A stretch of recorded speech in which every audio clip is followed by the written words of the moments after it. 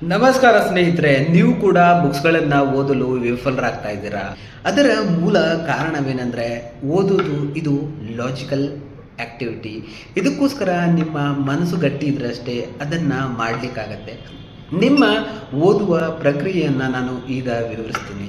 ನೀವು ಒಂದು ಬುಕ್ಸ್ಗಳನ್ನು ಖರೀದಿಸ್ತೀರಾ, ಅದನ್ನು ಓದಿ ಮುಗಿಸ್ಲಿಕ್ಕೆ ಅದನ್ನು ಪ್ರಯತ್ನಿಸ್ತೀರಾ. ಆದರೆ ಇದರಲ್ಲಿ ನೀವು ಫೇಲ್ ಆಗೋ ಒಂದು ಪಾಯಿಂಟ್ ಏನಂದರೆ ನೀವು ಪ್ರತಿದಿನ ಅದನ್ನು ಅಭ್ಯಾಸ ಮಾಡಲ್ಲ. ಯಾಕಂದರೆ ಇದು ನಾನು ಆಲ್ರೆಡಿ ಹೇಳಿರುವ ಹಾಗೆ ಲಾಜಿಕಲ್ ಆ್ಯಕ್ಟಿವಿಟಿಯನ್ನು ಮಾಡಬೇಕಂದ್ರೆ ಅದನ್ನು ಸತತವಾಗಿ ಮಾಡಿದ್ರಷ್ಟೇ ಅದರಲ್ಲಿ ನೀವು ಏನಾದರೂ ಸಾಧಿಸ್ಬೋದು. ಇಲ್ಲದಿದ್ದರೆ ಅದು ಸ್ವಲ್ಪ ಕಷ್ಟದ ಕೆಲಸ. ಅದಕ್ಕಾಗಿ ನಾನು ಕಂಡುಕೊಂಡ ದಾರಿ ಏನೆಂದರೆ ಪ್ರತಿದಿನ ನೀವು 15ರಿಂದ 20 ಪೇಜ್ಗಳನ್ನು ಓದಲಿಕ್ಕೆ ನಿಮ್ಮಿಂದ ಆಗದೇ ಇದ್ದರೂ ಅಟ್ಲೀಸ್ಟ್ ಪ್ರತಿನಿತ್ಯ ಒಂದೊಂದು ಪೇಜನ್ನು ಓದಿದ್ದಲ್ಲಿ ನೀವು ಮುಂದಿನ ದಿನಕ್ಕೆ ಇನ್ನೊಂದು ಪೇಜನ್ನು ಕಾದಿಟ್ಟಿರ್ತೀರ.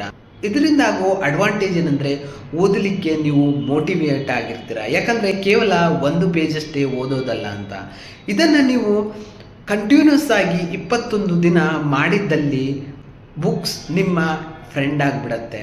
ಇದು ನನ್ನ ಪ್ರಾಕ್ಟಿಕಲ್ ಎಕ್ಸ್ಪೀರಿಯನ್ಸ್. ಇದನ್ನು ನೀವು ಎಕ್ಸ್ಪೀರಿಯನ್ಸ್ ಮಾಡಬೇಕಂದ್ರೆ ಇದನ್ನು ನೀವು ಕಂಟಿನ್ಯೂಸ್ ಆಗಿ ಒಂದು ದಿನನೂ ಬಿಡದೆ 21 ದಿನದವರೆಗೆ ಇದನ್ನು ಮಾಡಬೇಕಾಗತ್ತೆ.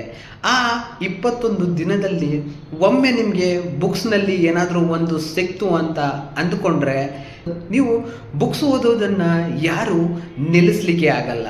ಈ ಇನ್ಫಾರ್ಮೇಷನ್ ನಿಮಗೆ ವ್ಯಾಲ್ಯೂಬಲ್ ಅಂತ ಅನಿಸಿದರೆ ಎಲ್ಲರೊಡನೆ ಇದನ್ನು ಶೇರ್ ಮಾಡಿಕೊಳ್ಳಿ. ನಿಮ್ಮ ವ್ಯಾಲ್ಯೂಬಲ್ ಸಮಯವನ್ನು ನನಗೆ ಕೊಟ್ಟಿರೋದಕ್ಕೆ ಧನ್ಯವಾದಗಳೊಂದಿಗೆ ಶುಭ ದಿನ.